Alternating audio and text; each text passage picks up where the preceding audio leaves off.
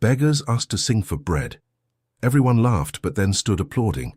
The grand hall of the Newark Symphony Hall was filled with important people. The charity dinner gathered the wealthiest business people in the region to raise funds for a new hospital wing. Tables decorated with expensive flowers shone under the golden lights of the main chandelier, while guests chatted animatedly about business and international travel. It was at this moment of greatest activity that two small, disheveled figures appeared at the main entrance. The girls couldn't have been more than 10 and 12 years old, wearing tattered clothes that were once dresses, their bare feet dirty with soil. The older one held the younger one's hand firmly, who hid behind her shyly. "Please, we just want to sing in exchange for a plate of food," said the older girl to the first waiter who crossed their path. The man in a white uniform stopped and looked at the two children in astonishment. How had they managed to get past security? He looked around searching for help, but the other staff were busy serving the important guests.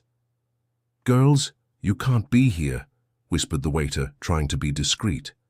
"This is a private event." "We can sing really well," insisted the older one with a determination that contrasted with her fragile appearance. "My sister plays piano too. We just want a chance." Some people at nearby tables began to notice the commotion.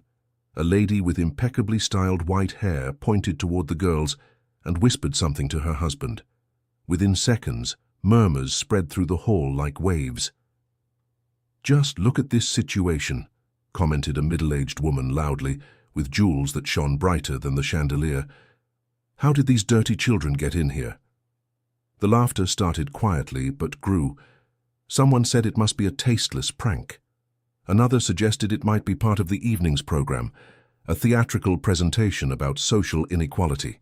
Harrison Sterling, the event organizer and owner of one of the largest construction companies in the region, approached the girls with firm steps.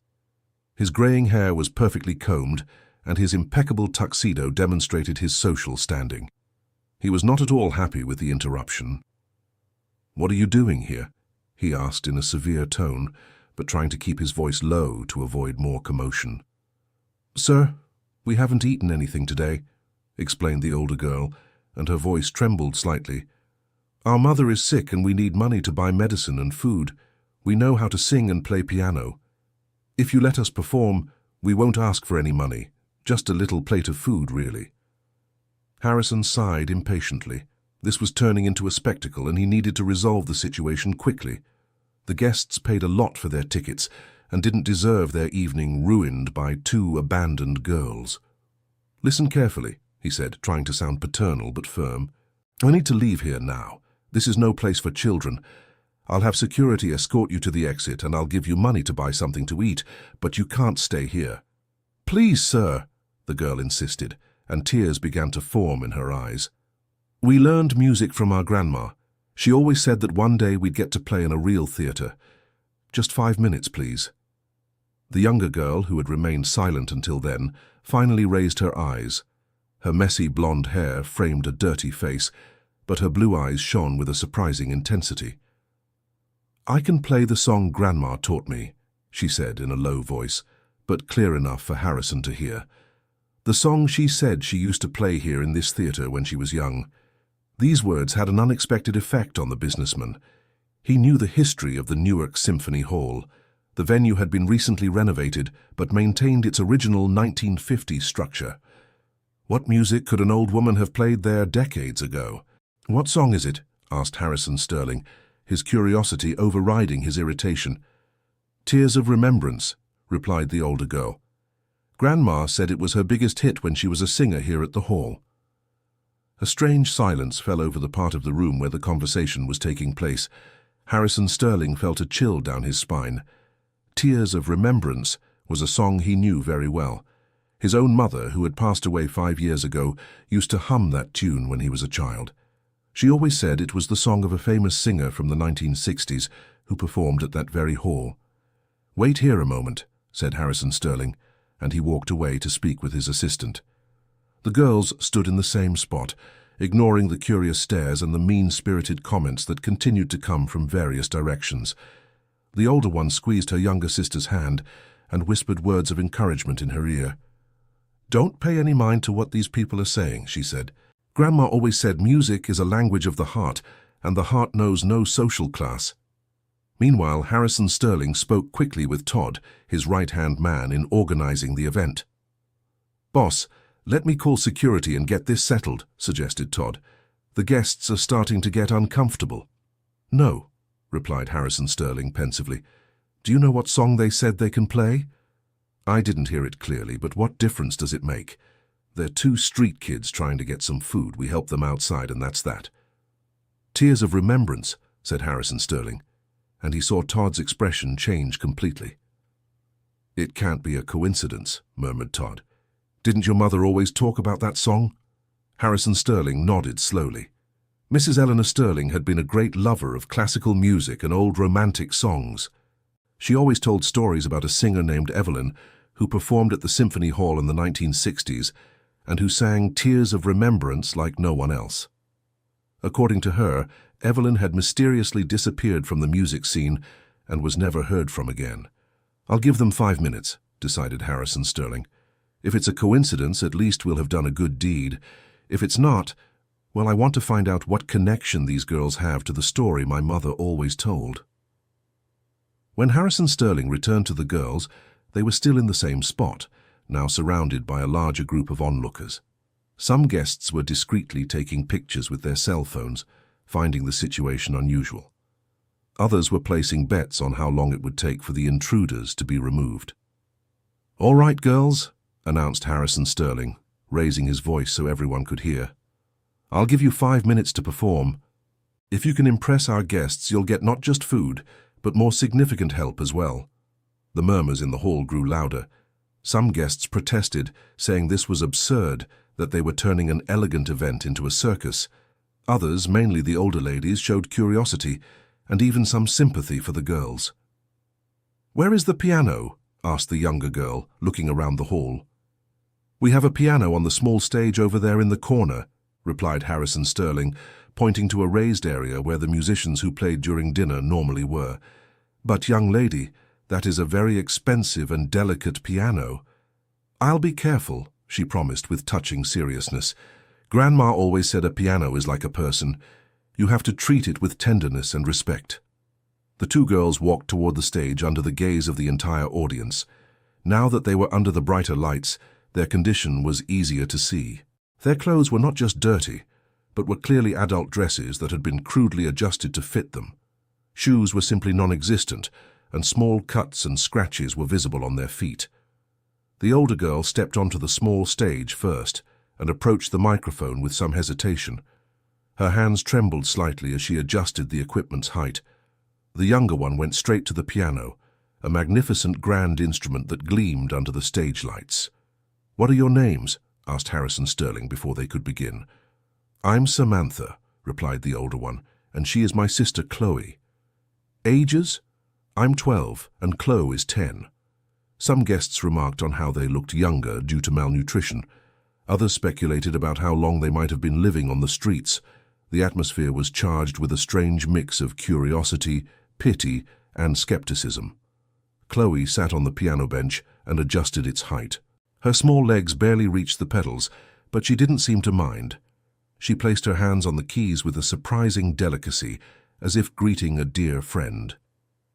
"This song is for our grandma Evelyn," Samantha said into the microphone, her voice echoing clearly through the sound system. "She always said that one day we would play in the place where she was happiest." Harrison Sterling felt the blood run cold in his veins. Evelyn. His mother always spoke of a singer named Evelyn who performed at that hall in the 1960s. It couldn't be a coincidence. He made a discreet signal for Todd to come closer. "Did you hear the name?" whispered Harrison Sterling. "Evelyn," confirmed Todd. "Boss, this is getting very strange." Chloe began to play the first chords, and the entire hall fell silent. It wasn't the respectful silence of an expected performance, but the tense silence of those who didn't believe this could work. People expected a disaster, prepared to laugh or sigh with pity for the girls. The first chords came out hesitantly, as one would expect from a nervous child in front of so many important people. Some muffled laughs began to surface here and there. One woman commented loudly enough to be heard. "Poor things. They don't even know how to play properly. But as Chloe gained confidence, something extraordinary began to happen. Her small hands found the rhythm of the music and began to dance across the keys with a technique that surprised even the most skeptical. The chords flowed with a naturalness and precision that didn't match her apparent age. Samantha waited for the right moment and began to sing. Her voice, initially weak from nerves, gained strength and revealed a crystalline purity that cut through the air of the hall like a sharp blade. The words of Tears of Remembrance came from her lips with a genuine emotion that made several people lean forward, completely forgetting their previous conversations. Tears of remembrance roll down my face, remembering moments that won't come back. Your smile stayed in my heart like a star that shines in the darkness. The music continued to grow in intensity and beauty. Chloe demonstrated a mastery of the piano that impressed any professional musician. Her fingers reached for complex chords with a disconcerting naturalness, as if she had been born playing that instrument. Dr. Michael Fletcher, a retired physician who was present at the dinner and had been an amateur pianist in his youth, whispered to his wife, "Susan, that girl plays better than many professionals I've seen." Where did a street child learn technique like that? Dear listener, if you're enjoying the story, please take a moment to like and especially subscribe to the channel. It helps us a lot as we're just starting out. Now, continuing. Samantha continued singing with a voice that gained strength and emotion with each verse. There was something in her way of interpreting the song that went beyond technique. It was as if she were living each word, feeling each note, as if it were part of her own experience. Nights of loneliness, mornings without direction, walking alone through this life, but deep in my chest I keep the hope that one day you'll return to my life. During this verse, something extraordinary happened. Mrs. Margaret Whitaker, an elegant 78-year-old lady seated in the front row, stood up abruptly with tears streaming down her face. She placed a hand over her heart and whispered something inaudible, her eyes fixed on Samantha as if she were seeing a ghost. Mrs. Margaret's husband tried to get her to sit back down, but she couldn't take her eyes off the girl who was singing. Her tears fell abundantly, and she began to tremble visibly. Without saying a word, she almost ran out of the hall, leaving everyone present bewildered by her dramatic reaction. The music continued, but now there was an additional tension in the air. Several guests looked in the direction Mrs. Margaret had gone, speculating about what could have caused such a strong reaction. Harrison Sterling made a mental note to investigate the incident later. Chloe, completely absorbed in her performance, began a more complex instrumental part of the song. Her fingers flew across the keys with a precision that defied any logical explanation. She played as if the piano were an extension of her own body, each note coming out with the exact emotional intensity the music demanded. Samantha, sensing the intensity of the moment, raised her voice to the climax of the song. The high note she hit was so perfect and emotionally charged that it echoed through the theater in absolute silence. In that moment, there were no more rich or poor, only human beings touched by the pure beauty of music. Tears of remembrance don't stop falling, for it is they that make me remember, that once I was happy beside the one I loved, and that this happiness no one can erase. The song ended with Chloe playing the final chords with a softness that faded until it became complete silence. The two sisters remained still for a few seconds, still absorbed in the emotion of the performance. The silence that followed was unlike anything that Hall had ever witnessed. It wasn't the uncomfortable silence from the beginning, but a reverent, almost sacred silence. For about 10 seconds that felt like an eternity. No one moved, no one breathed loudly. Then, from the back of the hall, a single person began to applaud. It was Mrs. Dorothy Henderson, an 82-year-old retired teacher, who had been raised listening to operas and classical music. Her solitary applause echoed through the silence like a ringing bell. One by one, others began to join in the applause. First the elderly, then the middle-aged, until the entire hall erupted in warm and enthusiastic applause. Several people stood up, turning the ovation into a genuine emotional standing ovation. Samantha and Chloe embraced on the small stage, hardly able to believe what was happening. Tears of relief and joy streamed down the girls' dirty faces. They had achieved not just food, but something much greater, respect and recognition for their talent. Harrison Sterling stepped onto the stage, visibly moved. He had organized dozens of charity events over the years, but had never witnessed anything as touching and authentic as that performance. "Girls," he said into the microphone, his voice slightly choked, "you didn't just win a meal tonight. You've earned a special place in all of our hearts, and I promise we won't let you go back to the situation you came from." The applause started again, with even greater intensity. Several people in the hall took out handkerchiefs to dry their eyes. Tough businessmen found themselves fighting back unexpected tears. The transformation in the atmosphere was palpable. Social barriers had been temporarily dissolved by the music, but the night still held greater surprises. As the applause continued, a familiar figure appeared discreetly in the doorway of the hall. It was Mrs. Margaret Whittaker, who had run out during the performance. She had returned, but now carried an expression of determination instead of shock. Mrs. Margaret walked slowly toward the stage, ignoring the curious looks from the other guests. When she got close to the girls, she extended a trembling hand toward Samantha. "My child," she said with a choked voice, "I need to speak with you. I need to know where you learned that song, who that grandmother you mentioned was." Samantha and Chloe looked at the elegant lady with some shyness. They didn't understand why this wealthy woman was so emotional, why she had run out during the song. "Grandma's name was Evelyn," Samantha answered hesitantly. "She lived near our house and taught us music in secret. She said she couldn't tell anyone because she had a very sad secret in her past." Mrs. Margaret brought her hand to her chest and took a deep breath. Her tears began to fall again, but now there was something different in her eyes, a mixture of pain, longing, and hope. "Evelyn is my sister," she said, and her revelation caused a murmur of surprise among those present. "She disappeared over 30 years ago. We never heard from her again. I thought that she was no longer with us." The revelation fell like a bomb on everyone present. Harrison Sterling approached, fascinated by the unexpected connection that was unfolding. The story his mother always told about the singer Evelyn was taking on real and surprising proportions. "Your sister is alive," said Chloe, with the direct simplicity of children. "She lives in a tiny little house near ours, but she's very sick. That's why she doesn't leave the house and asks no one to tell that she teaches music." "Sick how?" asked Mrs. Margaret, grasping the girl's hands. "She coughs a lot and sometimes goes days without being able to get out of bed," explained Samantha. "That's why she teaches us at home. She says teaching music is the only thing that still brings her joy." Mrs. Margaret could no longer hold back the tears. She hugged both girls as if they were her own granddaughters, repeating, "My little sister is alive," several times. The entire hall watched the emotional scene, many people also crying at the family reunion unfolding before their eyes.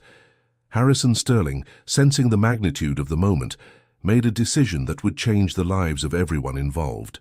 "Mrs. Margaret," he said, "tomorrow we will go to this Evelyn's house. We will reunite the sisters and also provide all the medical and financial support these girls and their family need."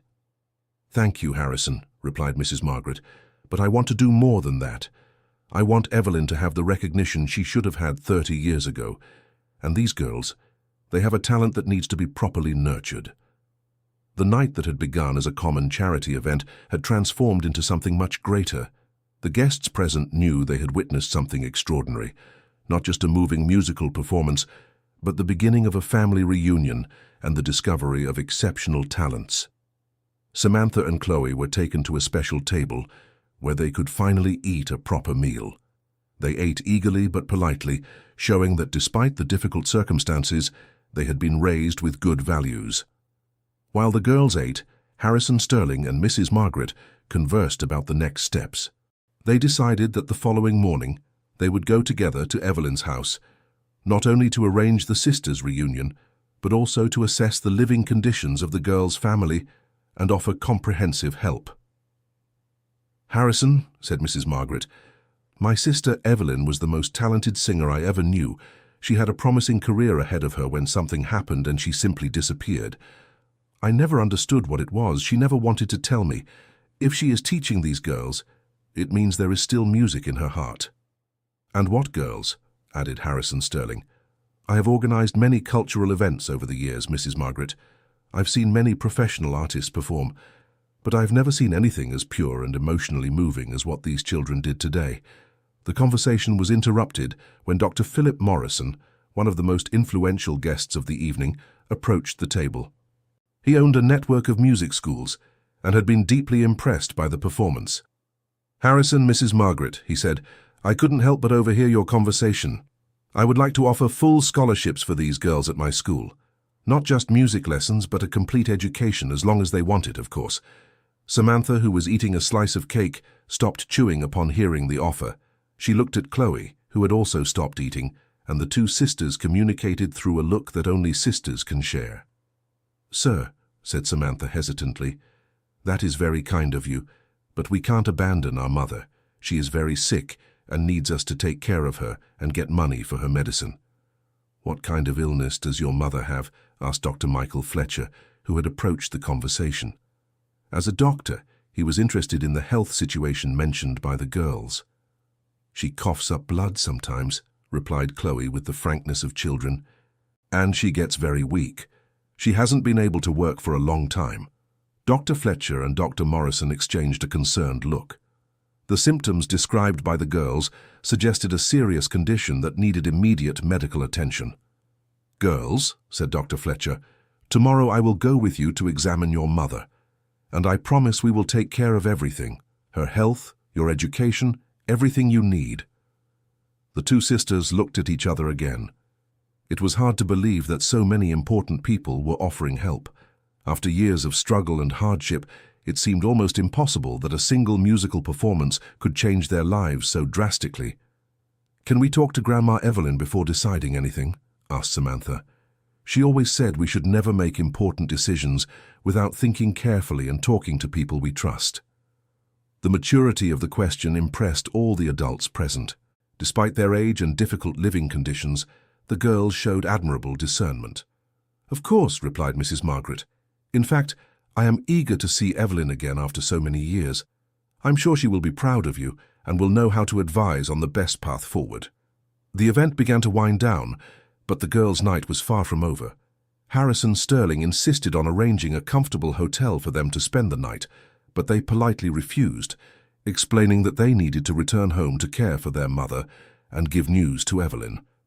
"At least let me drive you home," insisted Harrison Sterling, "and I want to see where you live so I can help properly." During the ride back, the girls told him more about their lives. They lived with their mother, Martha, in a small rented house in the South Bronx neighborhood. Martha had worked as a house cleaner until she fell ill, about 2 years prior. Since then, the girls had been doing odd jobs to earn money. Samantha sold sweets at school, and Chloe helped an elderly neighbor with household chores. Evelyn had come into their lives about a year before. She lived alone in a house even smaller than theirs, a few streets away. At first, she just watched the girls playing in the street. One day, she heard Samantha humming a song and approached to talk. "Grandma Evelyn said we had a special gift," Chloe recounted. "That it was our duty to develop that gift because music brings joy to the world, but she always asked us not to tell anyone that she was teaching us." "Why did she want it kept secret?" asked Harrison Sterling, increasingly intrigued by the story. "She said she was very afraid of certain people finding out where she lived," Samantha explained.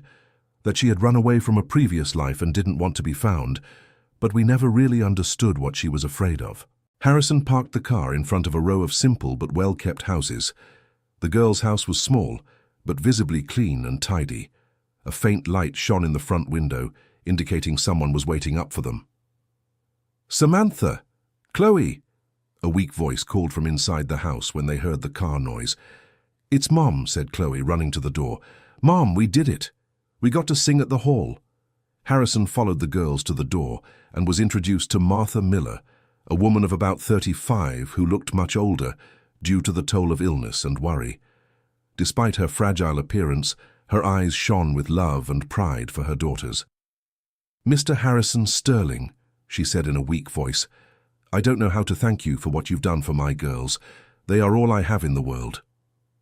"Mrs. Martha, I'm the one who should be thanking you," replied Harrison. "Your daughters gave all of us present a very special gift today, and we are here to help them in every way possible." Martha began to cough, a dry, persistent cough that worried Harrison. He made a mental note to arrange urgent medical care for her the next day. "Mom," said Samantha, "there's something very important to tell you. Grandma Evelyn's sister was at the dinner. She recognized the song and said she's been looking for Grandma for over 30 years. Martha's eyes widened in surprise. Evelyn had mentioned a younger sister a few times, always with great longing in her voice.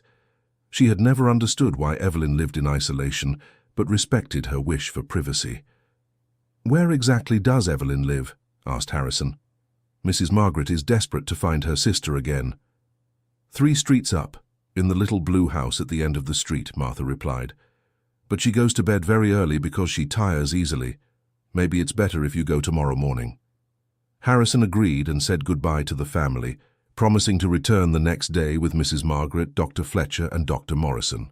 Before leaving, he left enough money for the family's immediate needs and his business card. During the ride back, Harrison couldn't stop thinking about everything that had happened. In a single night, he had witnessed extraordinary musical talent, an emotional family reunion, and discovered a situation of need that he was in a position to help resolve. But most importantly, he had been reminded of something that financial success sometimes makes one forget, that life's most meaningful moments are priceless and often come from the most unexpected places. The next morning, Harrison Sterling arrived early at the girls' house, accompanied by Mrs. Margaret, Dr. Fletcher, and Dr. Morrison. Mrs. Margaret was visibly nervous. She was about to reunite with her sister after more than 30 years of separation and didn't know what to expect. Martha Miller greeted them at the door, noticeably weaker than the night before. Dr. Fletcher immediately offered to examine her, and she gratefully accepted. Meanwhile, the girls prepared to take Mrs. Margaret to Evelyn. "Mrs. Margaret," said Samantha, "Grandma Evelyn is very different from how she was before. She's quite old and frail now, but her eyes still light up when she talks about music." "It doesn't matter how she is," replied Mrs. Margaret, wiping away tears. "She's my sister, and I love her. I just want to be able to hug her again." The walk to Evelyn's house was tense and emotional. The simple streets of the neighborhood contrasted completely with the elegant setting of the theater from the previous night, but there was something comforting in the simplicity and community life visible there. The little blue house was even smaller than the girls', with only 2 main rooms. The front garden was well kept, full of colorful flowers that showed the care of someone who still found beauty in life despite hardships. Samantha knocked on the door in a special way. 3 knocks, a pause, 2 knocks. It was clearly a prearranged code between her and Evelyn. "Grandma, it's us," called Chloe, "and we brought a very special surprise."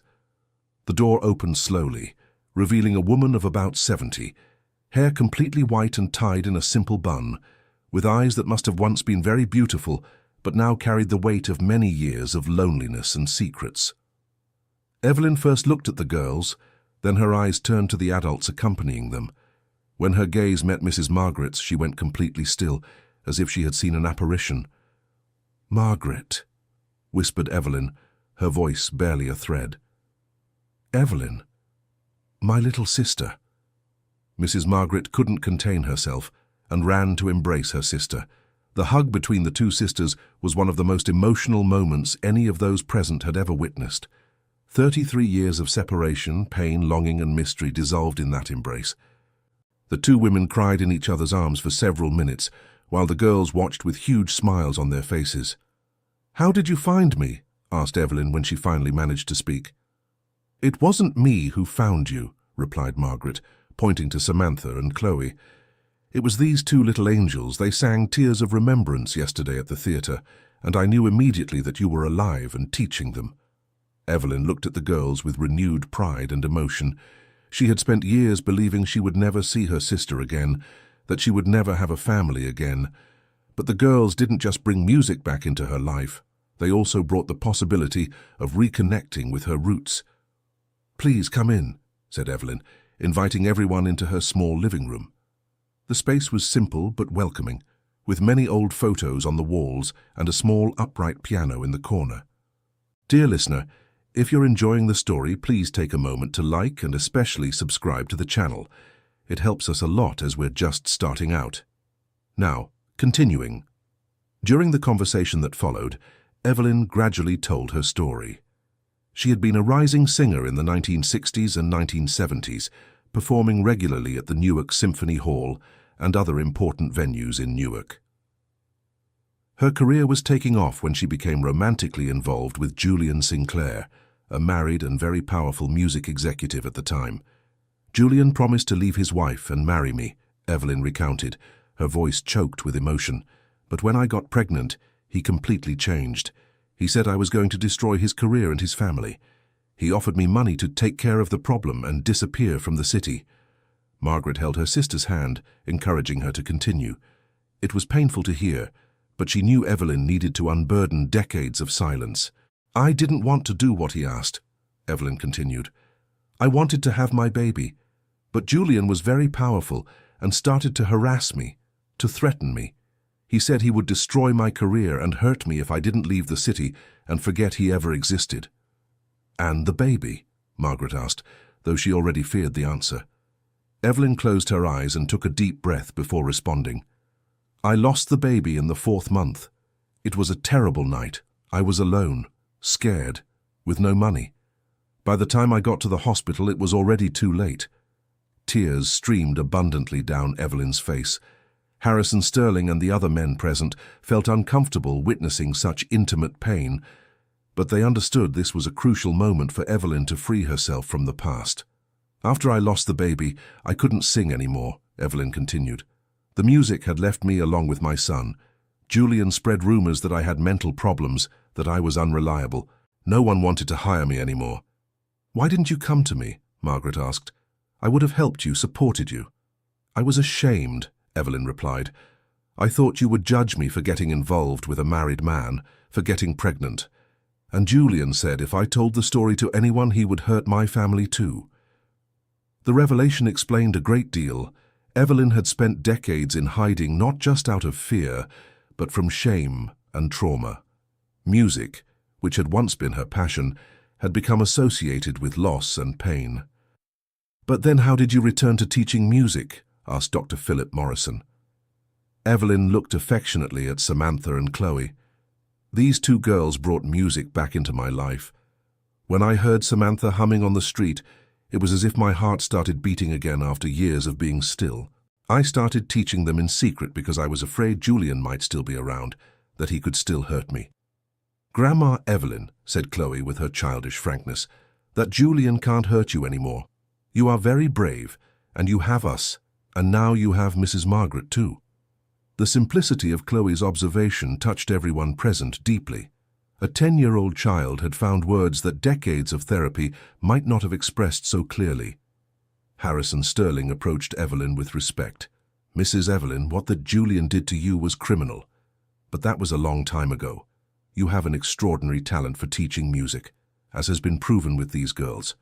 How about we work together to turn that gift into something that helps not just you but the whole community? Evelyn looked at Harrison with curiosity. What are you proposing? A community music school, he explained. You would be the artistic director, teaching the children in the area. Margaret could help with administration. Dr. Morrison would provide technical support and resources.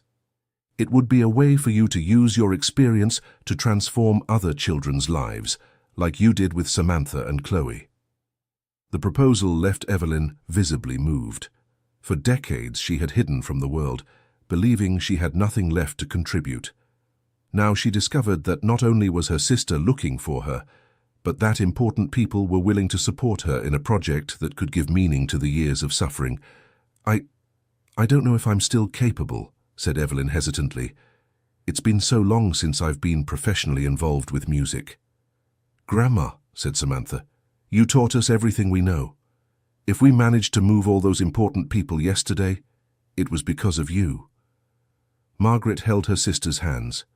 Evelyn, you were always the most talented person I've ever known. That Todd tried to destroy you, but he didn't succeed. The proof is these wonderful girls. You didn't just survive, you kept making a difference in people's lives. As the conversation continued, Dr. Fletcher returned from Martha's house with a concerning but not desperate diagnosis. Martha had tuberculosis. a disease that with proper treatment and regular medical care could be controlled and cured. The good news, he said, is that Mrs. Martha can recover completely with the correct treatment. The bad news is that she will need rest and medical monitoring for several months. That means Samantha and Chloe will need special care during this period, added Harrison Sterling. They can't continue living the way they were, taking on adult responsibilities. Evelyn stood up with sudden determination. They will live with me, she said. I will take care of them while Martha recovers. And Margaret, if you want, you can live with me too. The house is small, but there's room for the four of us. Evelyn's proposal surprised everyone, but especially Margaret. Her house was large and comfortable, while the little blue house barely had space for two people. But she understood that Evelyn was offering more than accommodation. She was offering family. Evelyn, said Margaret emotionally, I accept, but let's do it differently. Let's find a larger house where all of us can live comfortably and where you can have a proper music studio. The girls looked at each other with shining eyes. The idea of having a large, close-knit family after years of hardship seemed almost too good to be true. And the music school? Asked Chloe. Will we still be able to study music? Of course, replied Dr. Morrison. In fact, you will be the first students of the community school. But besides music, you will have a complete formal education. It's important to develop all aspects of your upbringing. Harrison was already mentally organizing all the practical details. A larger house, medical treatment for Martha, education for the girls, structure for the music school, legal support to ensure all arrangements were appropriate. There's one important thing we need to resolve, he said. The issue of the girls' guardianship during Martha's treatment. We need to do everything legally and transparently. Martha already spoke to me about this, revealed Evelyn. If anything happened to her, she wanted me to care for the girls. We have a signed letter, notarized. She was foresighted. The revelation showed that Martha, despite her fragile condition, had thought about her daughter's future. This would greatly facilitate the legal procedures and give security to everyone involved. In the days that followed, the changes in everyone's lives were extraordinary. Harrison found a spacious, well-located house, with enough room to accommodate Evelyn, Margaret, and the girls comfortably. The house even had an annex that could be converted into a music studio. Martha was admitted to a private hospital to begin treatment for tuberculosis.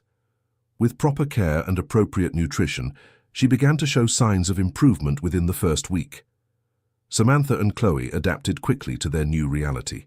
They were enrolled in a quality private school, but continued to have daily music lessons with Evelyn. The girls' physical transformation was remarkable. With proper nutrition, appropriate clothing, and regular medical care, they visibly flourished. The community music school began to take shape. Harrison Sterling rented a small but suitable building in the center of the South Bronx, equipped it with quality instruments, and hired qualified teachers to work under Evelyn's supervision. Dr. Philip Morrison offered scholarships at his private school for children from the community who showed special talent, creating a pipeline of educational opportunities. Dr. Michael Fletcher organized a system of free medical follow-up for the students' families. But the greatest transformation happened in Evelyn. After decades of isolation and fear, she was blossoming again. Her eyes shone with the enthusiasm of someone who had found a renewed purpose in life.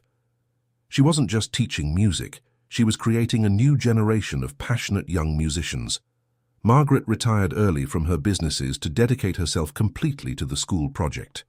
She discovered that, at 78 years old, she still had plenty of energy and enthusiasm to contribute something meaningful to the community. 3 months after the performance at the Newark Symphony Hall, the Bronx Music School was officially inaugurated.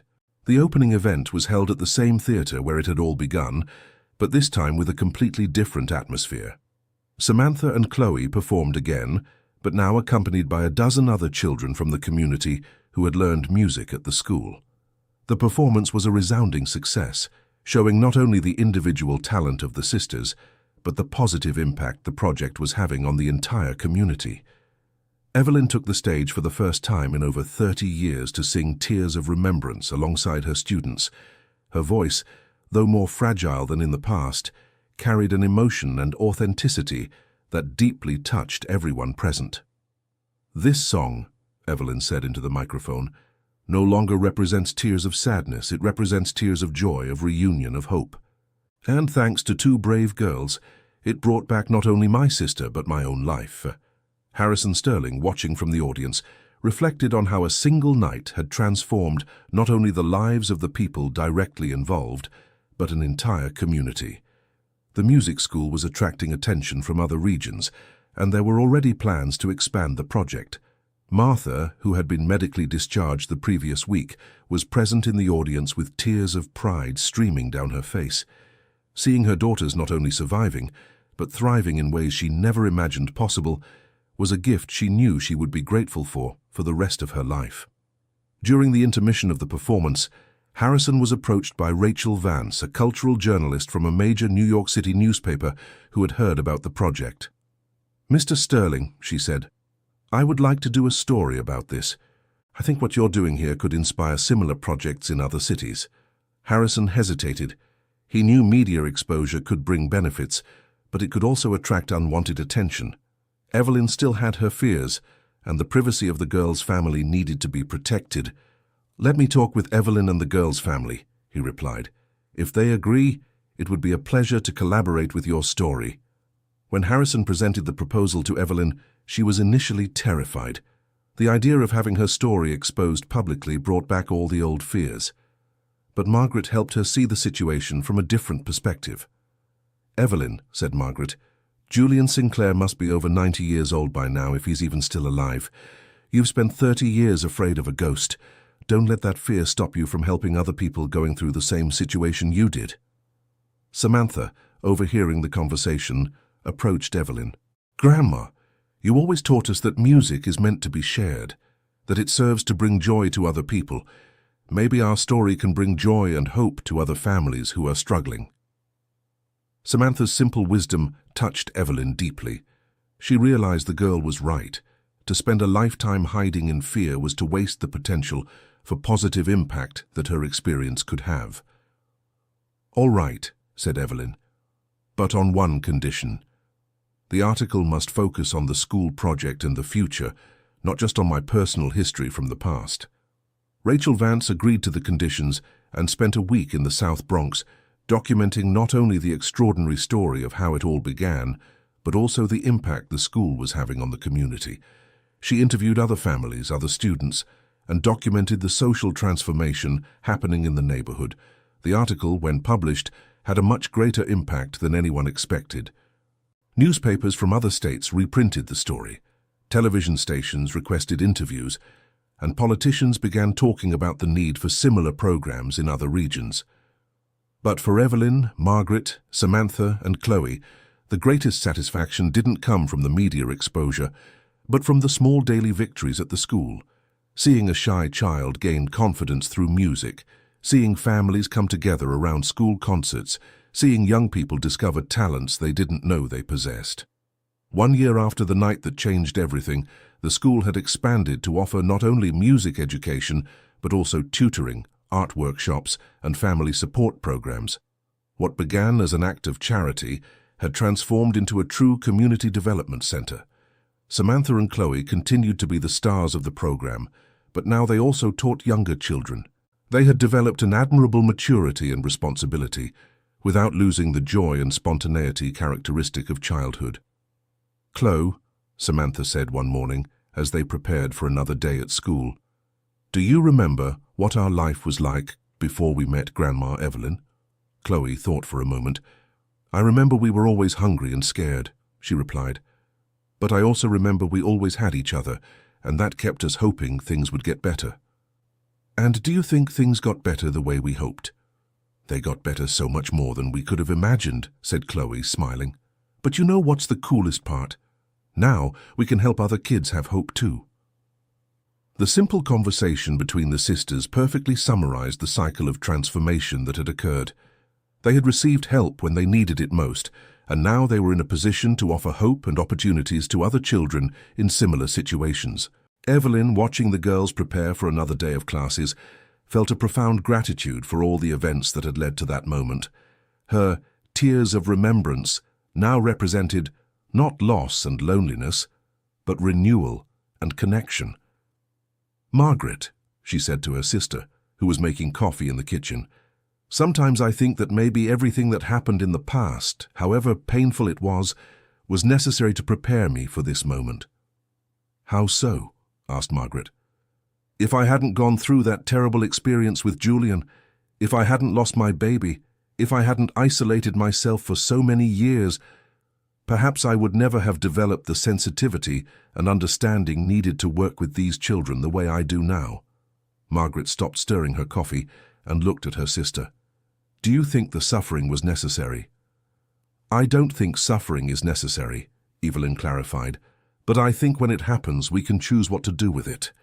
I chose to hide for 30 years, but these girls taught me I can choose to transform it into something that helps others.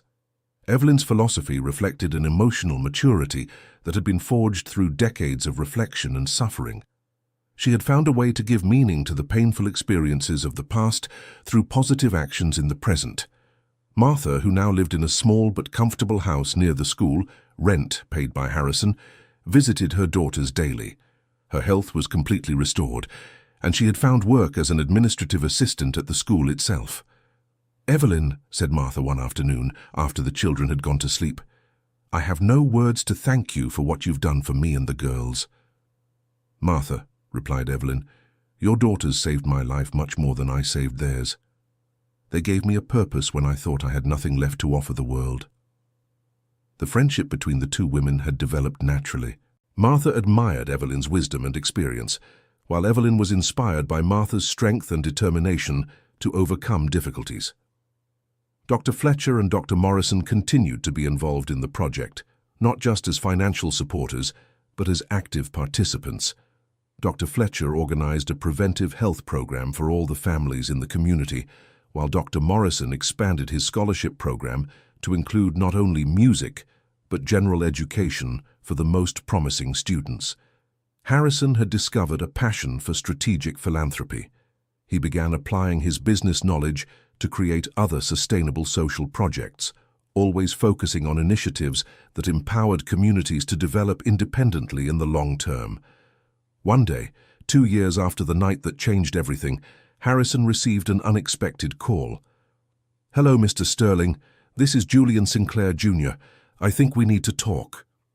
Harrison felt his blood run cold. Julian Sinclair, Jr.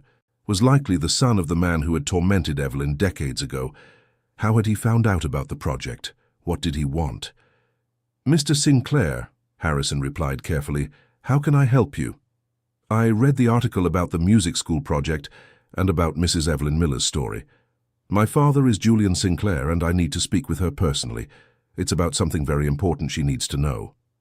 Harrison felt a mix of protectiveness toward Evelyn and curiosity about what Julian Sinclair Jr. could want after so many years. He decided to be cautious. Mr. Sinclair, Mrs. Evelyn spent decades hiding out of fear of your father.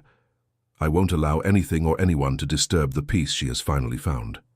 Mr. Sterling, said Julian Jr. with an emotional voice, my father is 93 years old and very ill.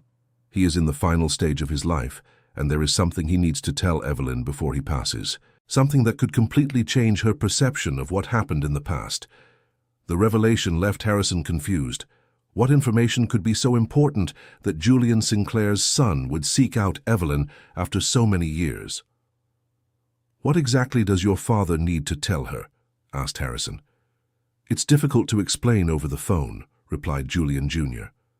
But I can say that my father never forgot Evelyn, and much of what she believes about what happened between them is not true. Harrison Sterling promised to talk to Evelyn and return the call, but he knew it would be a very difficult conversation. Evelyn had built a new life based in part on overcoming the trauma caused by Julian Sinclair Jr.'s father. Reopening those wounds could be devastating for her. When Harrison Sterling told Evelyn, Margaret, and Martha about the call, the reaction was exactly what he expected.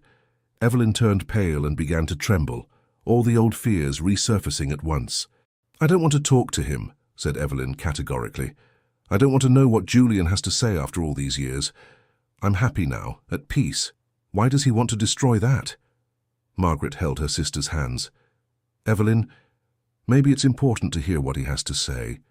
If it's something that could give you more peace, wouldn't it be good to know? And if it's something that will hurt me even more? Asked Evelyn.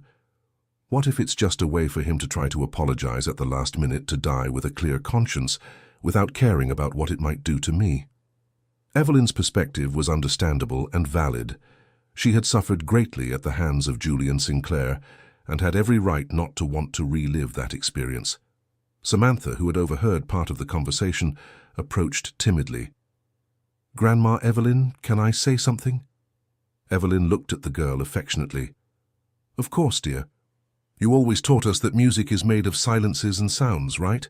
And that sometimes we need to listen to the silences to understand the complete piece." Evelyn nodded, curious to see where Samantha was going with this. "Maybe this conversation is like a silence in the music of your life," continued Samantha. "Maybe you need to listen to it to understand the complete music of your story." Samantha's musical analogy touched Evelyn deeply. The girl had used the very language Evelyn had taught her to offer a new perspective on the situation. After much thought and conversation with Margaret and Martha, Evelyn decided to meet Julian Sinclair, but with conditions. The meeting would be at her home, with Margaret present, and she could stop the conversation at any time if she felt uncomfortable. Julian Sinclair Jr. arrived on the scheduled date, accompanied by a nurse and his father in a wheelchair. Julian Sinclair Sr. was a very elderly man, visibly frail, but with eyes still lively and intelligent. When he saw Evelyn, tears began to stream down his face. "Evelyn," he whispered in a weak voice, "you're still beautiful." Evelyn felt a mix of confused emotions, anger for the years of suffering, sadness at the frail appearance of the man who was once so powerful and intimidating, curiosity about what he had to say. "Julian," she said simply, "why did you want to see me after all these years?" Julian tried to straighten up in the wheelchair. "Evelyn, I need to tell you the truth about that time, about what really happened and why I acted that way." "What truth?" asked Evelyn, bracing herself emotionally for anything. "The truth is that I never wanted you to leave the city," said Julian, and his revelation completely surprised Evelyn. "The truth is that I was in love with you, but I was being blackmailed by my wife." Evelyn fell silent, processing the information. This was not the revelation she had expected. Julian continued with difficulty. "My wife discovered our relationship and threatened me. She said that if I didn't break up with you and make you leave the city, she would tell the press that I was embezzling money from the record label's accounts. It was true, Evelyn. I was stealing money from the artists." The revelation left Evelyn even more confused. "So you chose to destroy my life to protect your own?" "No," replied Julian with tears in his eyes. "I thought I was protecting you too. If my wife had caused a public scandal, you would have been dragged through the mud as well. Your name would have been associated with fraud and corruption. Your career would have been over either way." Margaret, who had been merely observing until then, decided to intervene. "Mr. Julian, even if your intentions were to protect Evelyn, the way you acted caused immense harm. Evelyn lost not only her career, but also the son you were expecting." Julian closed his eyes upon hearing the mention of the lost baby. "Evelyn, about our son, there's something you need to know. Evelyn felt her heart race. "What about our son?" "I found out you had lost the baby and it destroyed me," said Julian. "But you need to know that I wanted that child as much as you did. When my wife discovered the pregnancy, she didn't give me the option to choose you. She was the one who forced me to reject you. That doesn't change the fact that you abandoned me when I needed you most," said Evelyn, but her voice no longer held the initial harshness. "You're right," admitted Julian, "and I've spent the last 50 years regretting that decision. I tried to look for you many times over the years, but you had completely disappeared." Julian Jr. approached and handed a folder to Evelyn. "Mrs. Evelyn, inside this folder are letters my father wrote to you over all these years, but was never able to deliver. There is also proof that he deposited money into a bank account in your name for decades, hoping that one day you would discover it and could use it." Evelyn opened the folder with trembling hands. There were dozens of letters, some yellowed with time, all addressed to her. There were also bank statements showing regular deposits into an account she didn't know existed, totaling a considerable sum. "Julian, why did you do this?" asked Evelyn, moved. "Because I loved you," replied Julian, and because I knew I had ruined your life out of cowardice. It was the only way I found to try to make amends, even without knowing if you would ever find out." Evelyn began to cry, but they weren't just tears of sadness. It was a complex mix of emotions, pain for the lost years, but also relief upon discovering she hadn't been completely forgotten or scorned.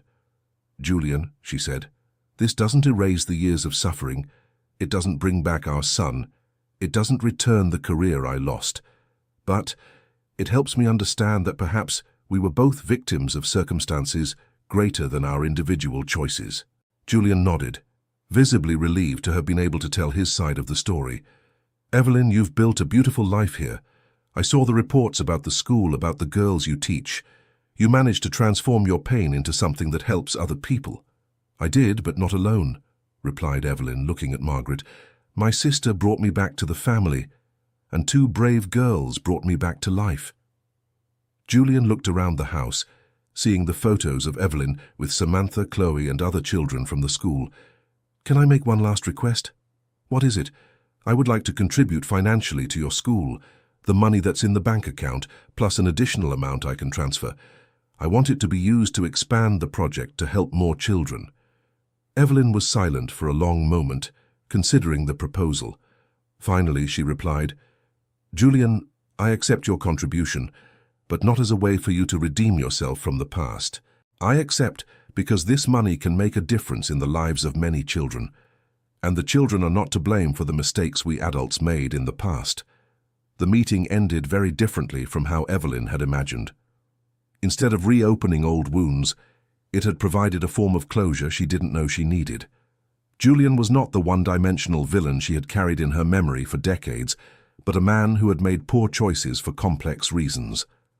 2 weeks after the meeting, Julian Sinclair passed away peacefully. Julian Sinclair Jr. fulfilled his father's promise and transferred a substantial sum to the music school. With these resources, Evelyn was able to significantly expand the project, offering scholarships to young people from the entire region and creating a teacher training program. The revelation about Julian also brought an inner change for Evelyn. She realized she had spent decades carrying a simplified and incomplete version of the story. The truth was more nuanced, more complex, but also more human. "Margaret," Evelyn said a few weeks later, "I think I finally understand what Samantha meant about the silences in music. I needed to hear that part of the story to understand the complete music of my life." "And what did you understand?"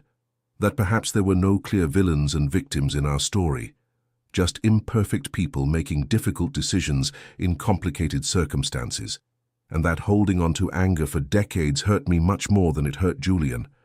The philosophy of forgiveness that Evelyn developed did not mean forgetting or minimizing the suffering she had endured. It meant freeing herself from the anger she had carried for so long, which no longer served any constructive purpose. Samantha and Chloe, now 14 and 12 respectively, had transformed into confident and talented young women. They remained the stars of the music school, but had also developed other interests and skills. Samantha showed a talent for leadership and organization, while Chloe also excelled in mathematics and science. "Grandma Evelyn," Chloe said one afternoon, "do you think we'll be professional musicians when we grow up?" Evelyn smiled. "You can be whatever you want, my dears. Music will always be a part of you, but you don't need to limit your possibilities to just music." "But what if we want to follow other paths?" asked Samantha. "You wouldn't be sad?" "Girls," said Evelyn, "you gave me the greatest gift of my life when you brought me back to music and to family. Whatever you choose to do in the future, you will always be my granddaughters of the heart, and I will always be proud of you." The conversation reflected the maturity Evelyn had developed in her view on education and child development. She had learned that the goal was not to create clones of herself, but to empower the children to discover and develop their own unique talents.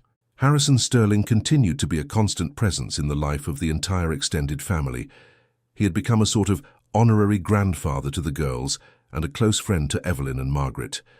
His involvement with the school project had become one of the most meaningful activities of his life. "Harrison," Evelyn said during one of the Sunday dinners that had become a tradition, "sometimes I think that night at the hall was orchestrated by forces greater than us." How so? Think about it, Evelyn explained. Of all the nights of the year, it was precisely that one the girls chose to ask for an opportunity. Of all the events in the city, it was precisely yours that they found. Of all the people present, it was precisely Margaret who was there to recognize the music. It's too many coincidences. Harrison reflected on the observation. Perhaps you're right, Evelyn. Or perhaps that's how life works. When we are open to recognizing opportunities to make a difference in people's lives, those opportunities appear naturally. Or perhaps, added Margaret, it's a bit of both. The universe creates opportunities, but it's up to us to choose what to do with them. The philosophy they had collectively developed about the purpose and meaning of their experiences reflected a wisdom born from overcome suffering and transformed into constructive action. Martha, observing the conversation of her chosen family, felt a profound gratitude for all the events that had led to that moment. Her daughters had not only escaped poverty, but had grown up in an environment of love, support, and opportunities she could never have provided alone. "How you know," said Martha.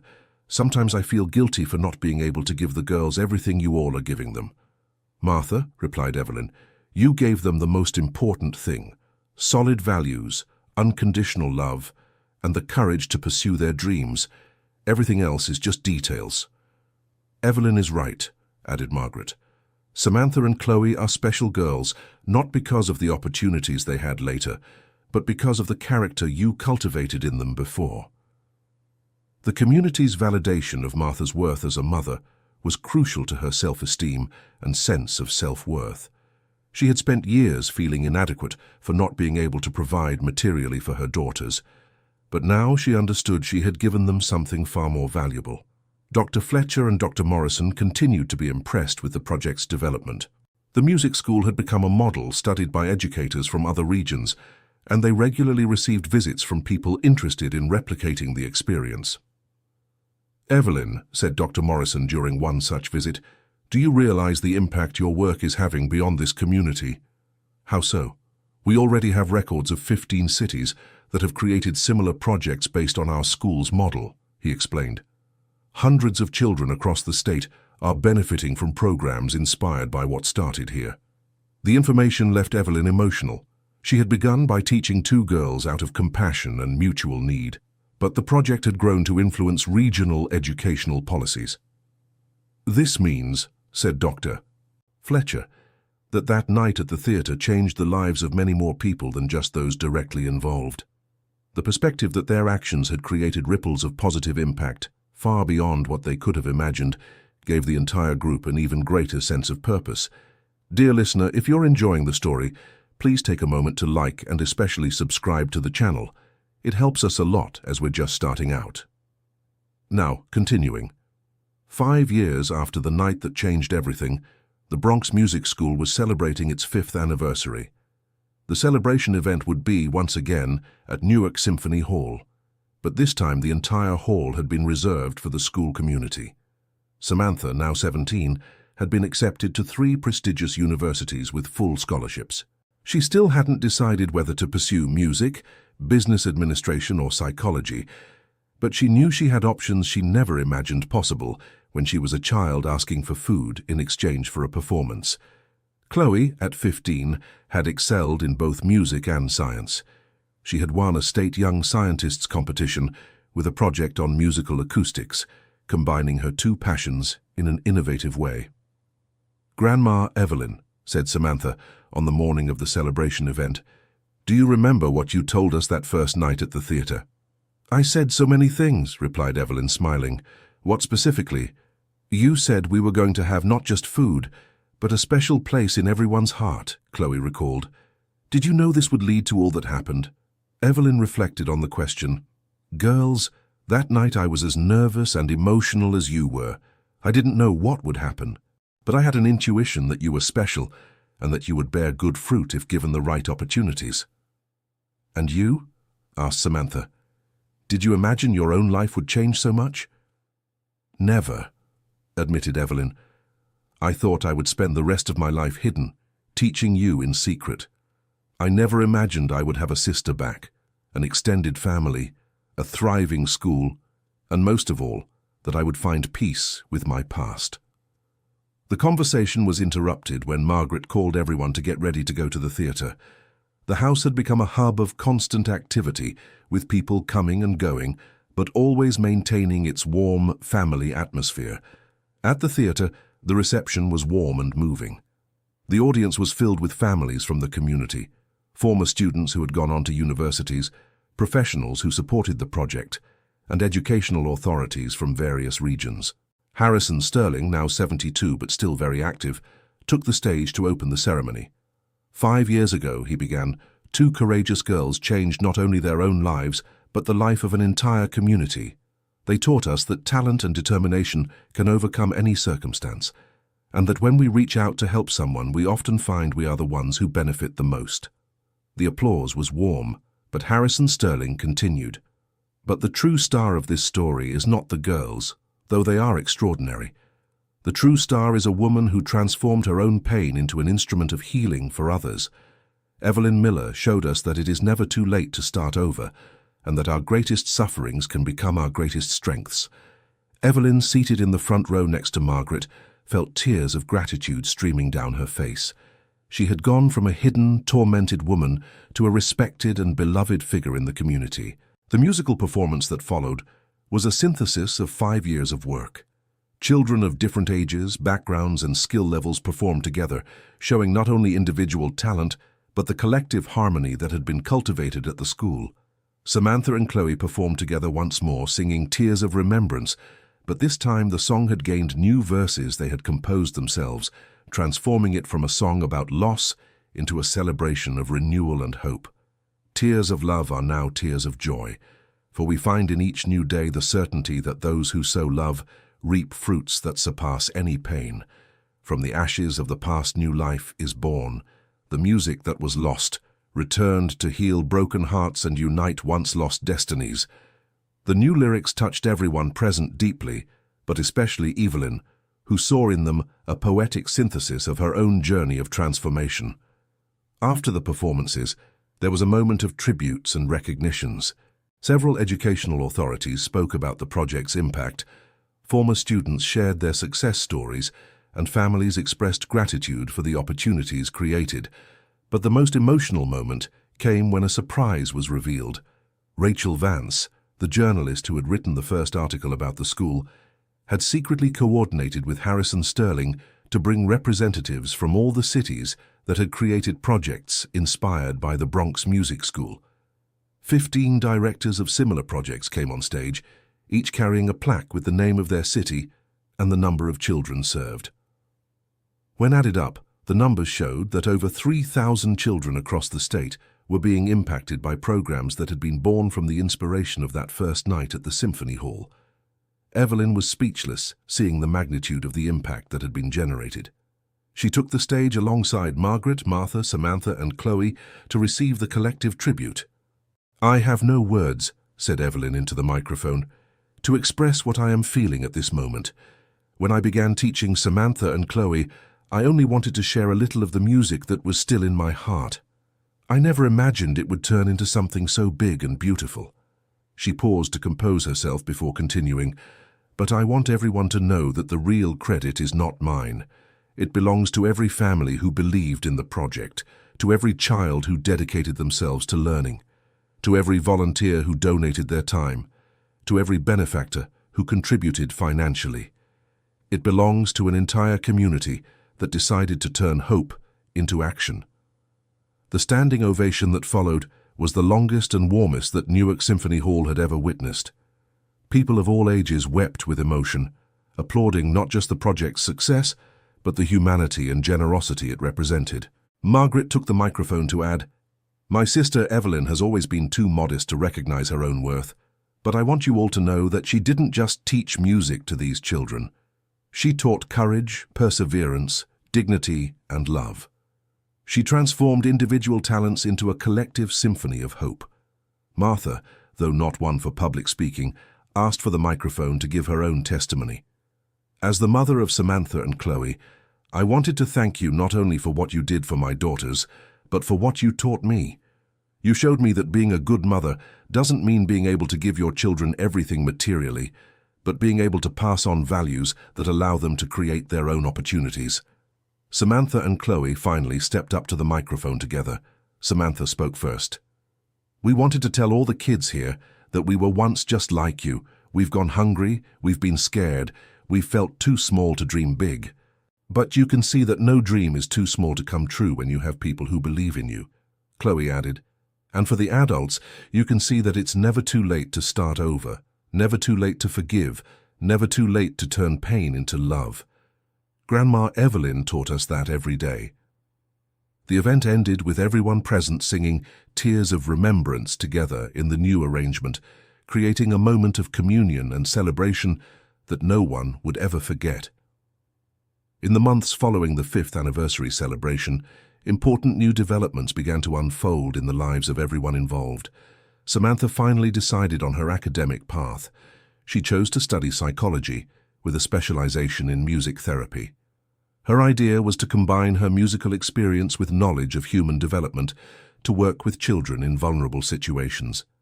"Grandma Evelyn," she explained, "I want to do for others what you did for me. I want to use music as a tool for healing and transformation." Evelyn was proud of her choice, seeing in it a natural continuation of the work she had started. Samantha had found a way to perpetuate the legacy of social transformation through music. Chloe, in turn, was selected for a special young scientist program that would allow her to complete high school while simultaneously beginning research in musical acoustics at a federal university. Her project on the physics of sound in educational environments had caught the attention of renowned researchers. "Chloe," said Evelyn, "you've found a unique way to unite science and music. This could open completely new paths for music education." The diversity of paths chosen by the sisters reflected the broad and balanced education they had received.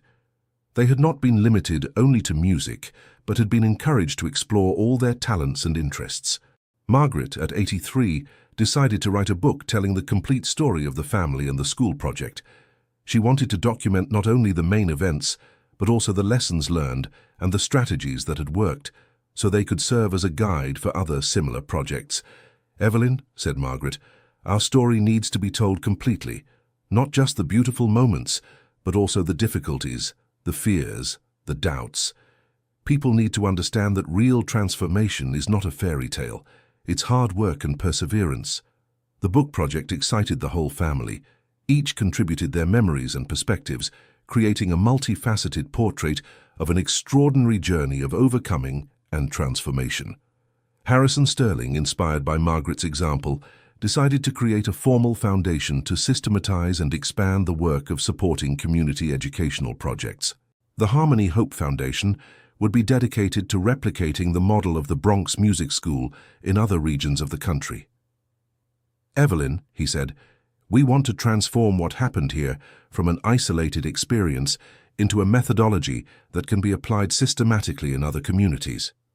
The Foundation's proposal brought new enthusiasm to Evelyn, who saw in it an opportunity to multiply the impact of her work even further. She agreed to be the pedagogical director of the Foundation, responsible for training new educators in the methodology she had developed. Dr. Fletcher, at 75, decided to officially retire from medicine, but continued as a volunteer at the school, offering preventive medical follow-up for all the children and families in the community. He had discovered that working with prevention and health promotion in a community context was more rewarding than traditional medical practice. Dr. Morrison expanded his network of schools to include 3 new campuses, all based on the integrated model of musical and academic education that had been tested and refined in the South Bronx. He offered full scholarships to children from underprivileged communities at all his locations. Martha, now fully recovered and strengthened, took on the administrative coordination of the Foundation. Her experience as a single mother and her intimate understanding of the challenges faced by families in vulnerable situations made her especially qualified for the position. "Martha," said Evelyn, "you are the perfect person for this work. You understand both the side of the families who need support and the side of the projects that offer that support." Martha's professional rise was particularly significant. She had moved from a position of vulnerability and dependence to one of leadership and influence.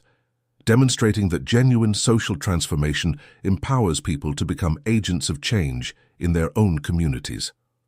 One of the most interesting developments was when Julian Sinclair Jr. decided to move to Newark to closely follow the Foundation's work. He had retired from his businesses in New York City and wanted to dedicate his time and business experience to expanding the project. "Mrs. Evelyn," he said, "my father spent decades regretting not supporting your music career. I would like to spend the rest of my life helping to support other people's music careers." The presence of Julian Sinclair Jr. in the project initially created some emotional tension for Evelyn, but she discovered that working with him brought an additional sense of closure to her history with his father. It was as if she could, through the son, experience the kind of respectful professional partnership she might have had with Julian Sinclair Sr. under other circumstances. The Harmony Hope Foundation began its operations by identifying communities in 5 Brazilian states that had suitable conditions to replicate the model. The first criterion was always the existence of at least one local educator with a genuine passion for music and community work. It's no use trying to implement the project in places where that genuine passion doesn't exist, Evelyn would explain during the trainings. What we did here only worked because it started from the heart, not from a strategic plan. The methodology Evelyn developed to train new educators combined musical techniques with child psychology, community development, and social project management. It was an ambitious curriculum, but based on practical experiences and proven results. During the Foundation's first year of operation, 12 new projects were implemented, directly benefiting over 800 children. Each project maintained the basic characteristics of the South Bronx model, but adapted to the cultural and socio-economic specificities of its region. "The most beautiful thing," Margaret observed, "is to see how each community gives its own color and personality to the project, keeping the essence but creating something unique and authentic." Samantha, during her university breaks, visited several of the new projects to document the adaptations and learn from the different approaches. This experience greatly enriched her understanding of cultural diversity and flexible educational methodologies. "Grandma Evelyn," she reported after one of these trips, "it's incredible how music is truly a universal language. In every place I visited, I saw children transforming in the same way we transformed, but each in their own way." Chloe also contributed to the Foundation's work through her research on educational acoustics. She developed a practical guide on how to adapt simple community spaces to achieve the best possible sound quality with limited resources. "Often," Chloe would explain, "the difference between a room where music sounds good and one where it sounds bad are simple, inexpensive details, like the placement of instruments or the use of curtains to control echo." Chloe's technical contribution proved especially valuable for projects in communities with very limited resources, where creative, low-cost solutions made all the difference. An important milestone occurred when the Harmony Hope Foundation received official recognition from the Ministry of Education as an exemplary model of community education. This opened doors for partnerships with public policies and government funding, allowing for expansion on an even larger scale. "Evelyn," said Harrison Sterling when they received the news, "do you realize that those 2 girls asking for a chance to sing have turned into a national public policy?" The observation left Evelyn reflective about the unpredictable paths life can take and about how small acts of courage can generate consequences far greater than anyone could imagine. The official recognition also brought additional responsibilities. Evelyn began receiving invitations to speak at educational conferences, participate in government commissions, and contribute to academic research on community music education. "Sometimes I feel like an imposter," Evelyn confided to Margaret. "I don't have an academic background in education. I just did what my heart told me to do." "Evelyn," Margaret replied, "perhaps that's exactly why your work has such impact. You teach from lived experience, not just studied theory. People trust you because they know you truly understand what they're going through." Evelyn's authenticity and genuineness were, in fact, the most valued aspects by everyone who worked with her. She never tried to present herself as a formal expert, but always as a woman who had transformed her own experiences of pain into instruments of healing for others. During the Foundation's second year of operation, an unexpected development created new challenges and opportunities. A national television network proposed creating a documentary series about the family's story and the Foundation's work. "Evelyn," said the producer, "this is a story that could inspire millions of Americans. We have the opportunity to show that real social transformation is possible when people unite with a common purpose." The documentary proposal created mixed feelings throughout the family. On one hand, they recognized the potential for positive impact that national exposure could have. On the other hand, they had all learned to value their privacy and feared that excessive exposure could harm the work they were doing. "Let's set one condition," said Samantha during a family meeting to discuss the proposal. "If we're going to participate in the documentary, it has to focus on the project and the communities we serve, not on our personal story as if it were entertainment." Chloe agreed. "And it has to show that what we do is hard work and dedication, not magic or luck. People need to understand that they too can make a difference if they dedicate themselves to it."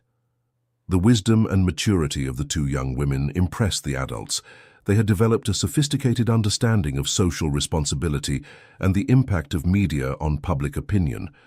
Martha added her perspective, "And it has to show real families with real problems. It can't romanticize poverty or oversimplify the solutions. People need to understand that social change requires proper public policies, not just individual goodwill." Evelyn finally decided to participate in the documentary, but with the conditions proposed by the family. The result was a 6-episode series that showed not only the story of the Bronx Music School, but also the work of the Foundation's other projects and in-depth analyses of social inequality, community education, and public policies. The series' impact was even greater than anyone had predicted. Evelyn began receiving invitations to international events. Foreign universities showed interest in studying the methodology she developed, and philanthropic organizations from other countries offered resources to expand the work. "Evelyn," said Harrison, "you're becoming an international reference in community music education. What a responsibility." But Evelyn kept her feet on the ground. "Harrison, no matter how many important invitations I receive, my place is here, working directly with the children. The awards and recognition are nice, but what moves me are the smiles on the children's faces when they discover they can make beautiful music." Evelyn's humility and focus on her original purpose were traits that kept her connected to her roots and to the essence of her work, regardless of the external recognition she received. Samantha, now in her 3rd year of psychology, began her thesis research on the psychological impact of music education on children from vulnerable communities. She was using the Foundation's projects as a research laboratory, combining academic rigor with practical experience. "Grandma Evelyn," said Samantha, "my research is showing incredible results. The children participating in the music programs develop not only musical skills, but also show significant improvement in self-esteem, concentration, social skills, and overall academic performance." The results of Samantha's research provided scientific backing for what Evelyn and her team already knew intuitively. That music was a powerful tool for holistic human development, not just entertainment or technical skill. Chloe, in turn, had advanced so much in her research on educational acoustics that she was invited to present her findings at an international music education conference. At 17, she would be the youngest presenter in the event's history. "Chloe," said Evelyn, "you are proving there is no minimum age to contribute important knowledge. Your research will help educational projects worldwide." Chloe's early academic recognition placed her in a unique position. She could speak both as a beneficiary of the program and as a scientific researcher on its impacts, offering a perspective no traditional academic could have. Margaret had made significant progress on her book, which was now being considered by several interested publishers. The manuscript had transformed into much more than a family biography. It was a practical manual on community development through music education. "Margaret," said Evelyn, "your book will be the most important legacy of this entire process.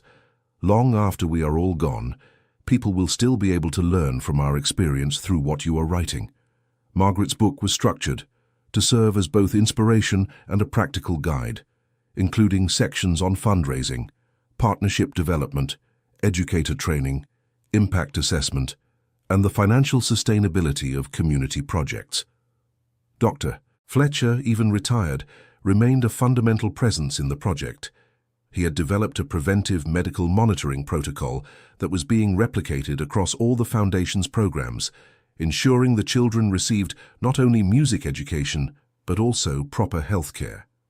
"Evelyn," said Dr. Fletcher, "one of the things I'm most proud of in this project is that we care for the whole child, not just their musical talent, but their physical health, emotional development, and formal education. It's a truly holistic model." The integrated approach championed by Dr. Fletcher had become one of the distinctive features of the Foundation's methodology, setting it apart from other music programs that focused solely on the artistic aspect. Dr. Morrison had expanded his network of schools to 8 locations, all incorporating the principles developed in the South Bronx. He had also created an exchange program, allowing students from different Foundation projects to spend periods studying at his schools. "Evelyn," said Dr. Morrison, "the exchange is creating a national network of young musicians who know each other, collaborate, and stay in touch even after completing their studies. It's a national community of music and social transformation." The network of connections created through the exchange program was generating creative collaborations and professional partnerships among young musicians from different regions, further multiplying the impact of the work that had begun. Julian Sinclair Jr. had settled permanently in Newark and become a respected figure in the community. His business experience had been crucial in structuring the Foundation sustainably and professionally, while always respecting the humanistic values guiding the project. "Mrs.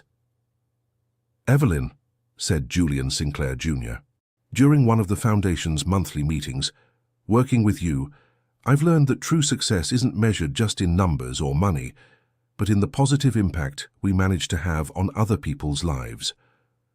The personal transformation of Julian Sinclair Jr. through his involvement with the project demonstrated that the impact of community music education extended not only to the children who benefited, but also to the adults who dedicated themselves to the work. Martha had excelled so much in her role as administrative coordinator that she was invited to speak at seminars on social project management. She had developed family monitoring systems that were considered a model for other organizations. "Martha," said Harrison Sterling, "you prove that lived experience is one of the best qualifications for social work. No one understands the needs of families better than someone who has been through the same hardships."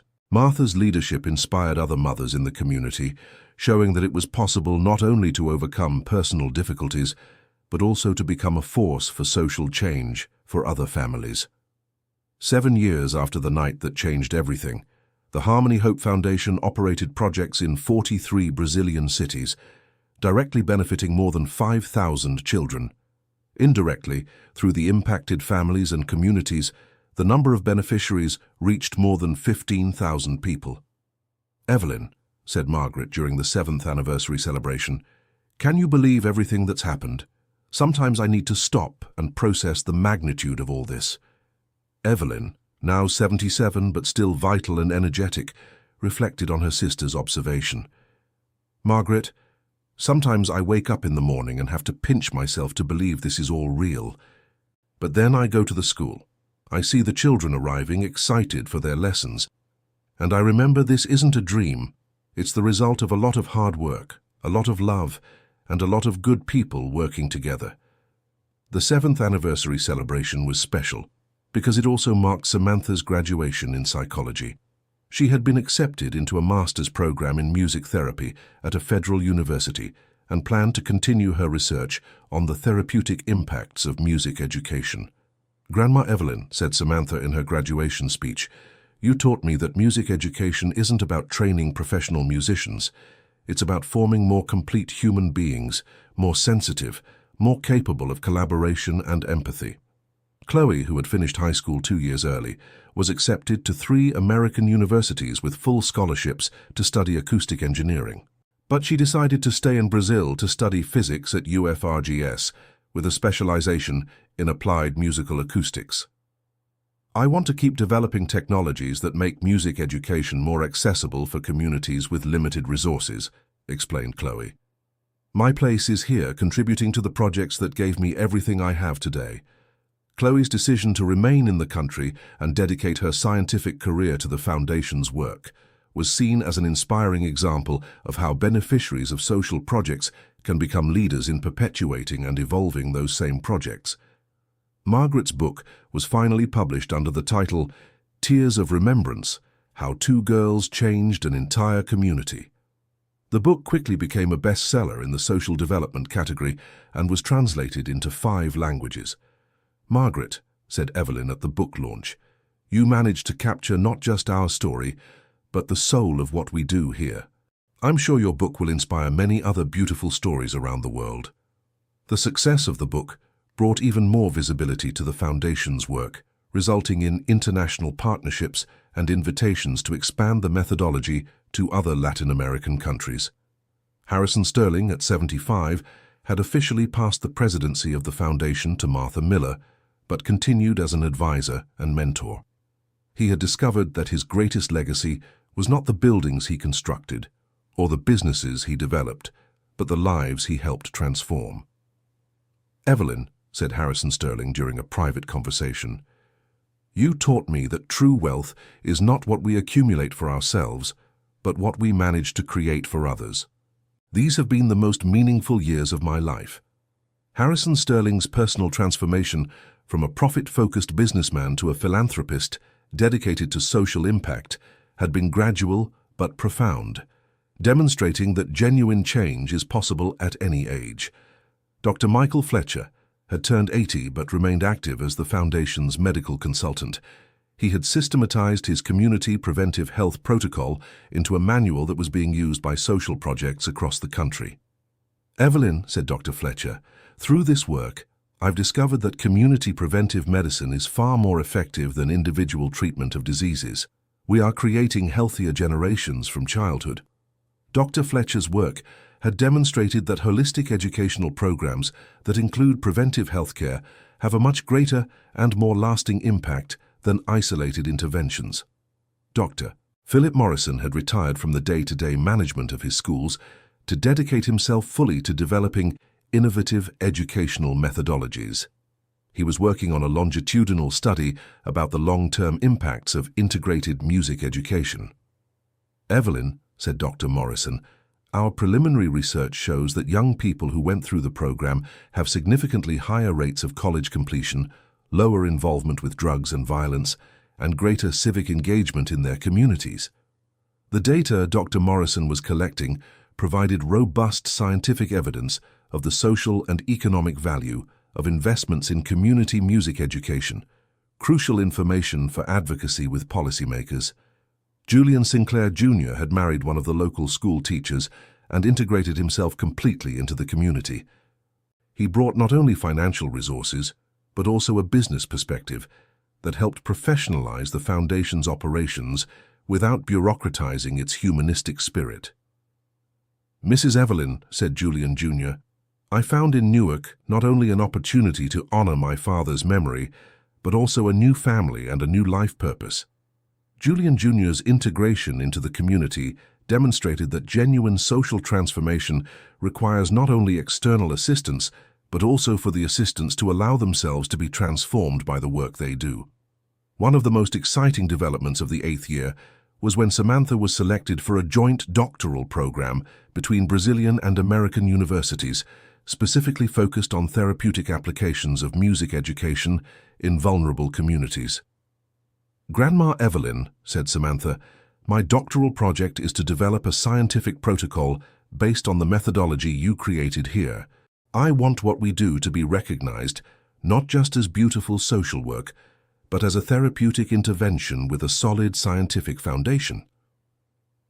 Samantha's doctoral project represented the natural evolution of the work intuitively begun by Evelyn into a scientifically validated methodology that could be applied systematically on a global scale.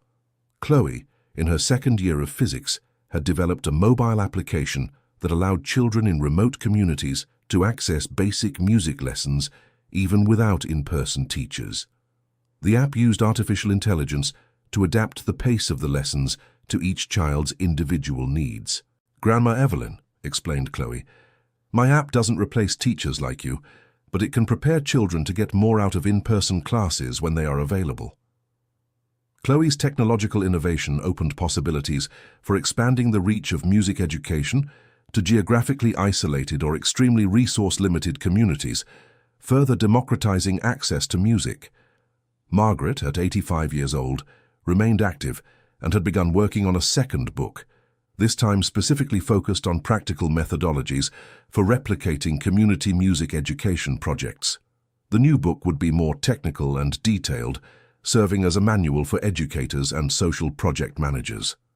"Evelyn," said Margaret, "the first book told our story. The second book will teach people how to write their own similar stories in their communities." Margaret's second book would represent the definitive systematization of 8 years of experiences, successes, failures, and learnings, making the methodology accessible for replication in very diverse contexts. Martha, as the new president of the foundation, had demonstrated exceptional leadership, expanding operations sustainably and always keeping the focus on the needs of the families and communities served. "Evelyn," said Martha, "one of the things I've learned over these years is that real social transformation must always come from the communities themselves. It can't be something imposed from the outside. It has to be born from within." The endogenous community development philosophy championed by Martha had become one of the foundation's fundamental principles, ensuring that each new project was authentically rooted in its specific community. During the 8th year, the foundation received its most prestigious international recognition, the UNESCO Prize for Peace Education.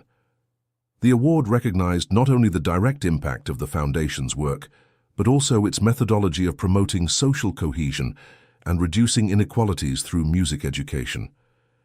"Evelyn," said the UNESCO representative during the award ceremony, "the work of the Harmony Hope Foundation demonstrates that quality education, when rooted in communities and aimed at the holistic development of the human being, is one of the most powerful tools for building more just and peaceful societies." The international recognition brought new opportunities to expand the methodology to other countries, but also additional responsibilities as a global reference model for community music education. Evelyn, accepting the award on behalf of the entire team, gave a speech that summarized the philosophy developed over 8 years of work. "This award is not mine. It belongs to all the brave children who believed that music could transform their lives. It belongs to all the families who entrusted their children to our care. It belongs to all the educators who dedicate themselves daily to making a difference. It belongs to all the communities that embraced our projects. I have merely had the privilege of being an instrument through which this beautiful work could manifest." Evelyn's humility and generosity in sharing the recognition reflected the collaborative philosophy that had characterized the entire project from the beginning, acknowledging that genuine social transformation is always a collective effort. End of story. And so, what did you think of this extraordinary journey? From 2 brave girls who asked only for a chance to sing in exchange for bread, a movement was born that transformed thousands of lives across the country. Share with us in the comments. Do you believe that small acts of courage can lead to such significant changes? Tell us your own stories of overcoming or transformation, and don't forget to leave your like and subscribe to the channel to follow more stories that touch the heart and inspire the soul.